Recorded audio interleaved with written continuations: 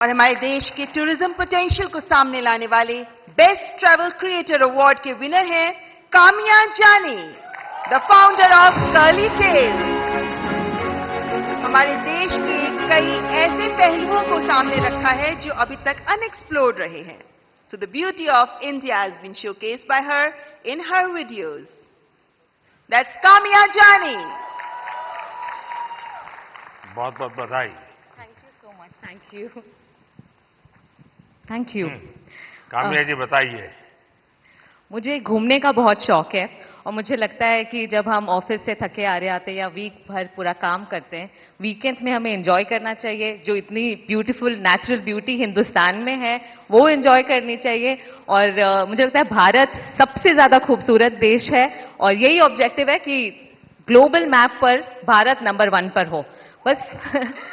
और फिलहाल कंफ्यूज्ड हूं, लक्षद्वीप जाऊं या द्वारका? द्वारका आपको काफी नीचे जाना पड़ेगा। लेकिन वो मेरा अनुभव बहुत ही अद्भुत था। खैर उसकी बात कभी फिर करूंगा, लेकिन मैं नहीं मानता सब टूरिस्टों के लिए कितना सुविधाजनक होगा।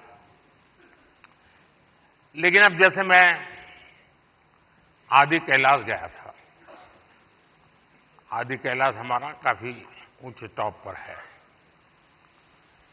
और दूसरी तरफ मैं यहां द्वारिका में काफी मीटर नीचे चला गया पुरानी द्वारिका देखने के लिए।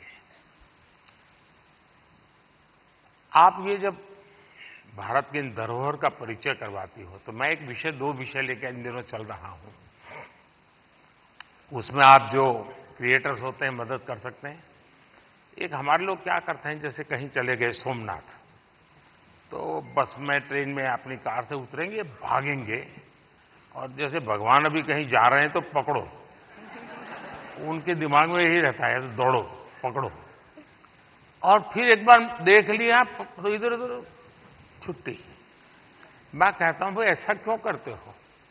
जहां जाते हो कम से कम एक रात रुकिए। टोटल जो आपका बजट है, टूर ट्रैवल का टोटल बजट है, कम से कम 5% 10% लोकल कुछ न कुछ चीज खरीदिए, लोकल प्रोडक्ट खरीदिए। अब फिर आप कहेंगे नहीं हमने पानी पूरी खरीदी थी, ऐसा नहीं। खाना वाना तो कंपलसरी है, खाएंगे, लेकिन कोई वहां की प्रोडक्ट, क्योंकि हमारे देश की ये भी एक सामर्थ्य है और वहां की इकोनॉमी को बहुत बड़ा बल मिलता है।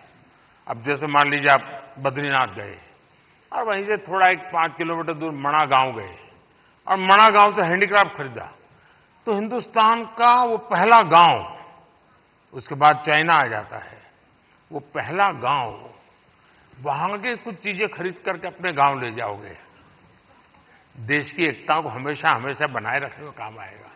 तो कभी आप ऐसे विषयों को भी अगर प्रमोट कर सकते हैं तो बहुत अच्छा होगा। बिल्कुल। बहुत सारे मंदिर कवर किए हैं मैंने अपने वीडियोस में, और आपका बहुत बड़ा थैंक यू, क्योंकि अब सारे ही मंदिरों को बहुत ही नया रूप मिल चुका है। So thank you for that. Thank you.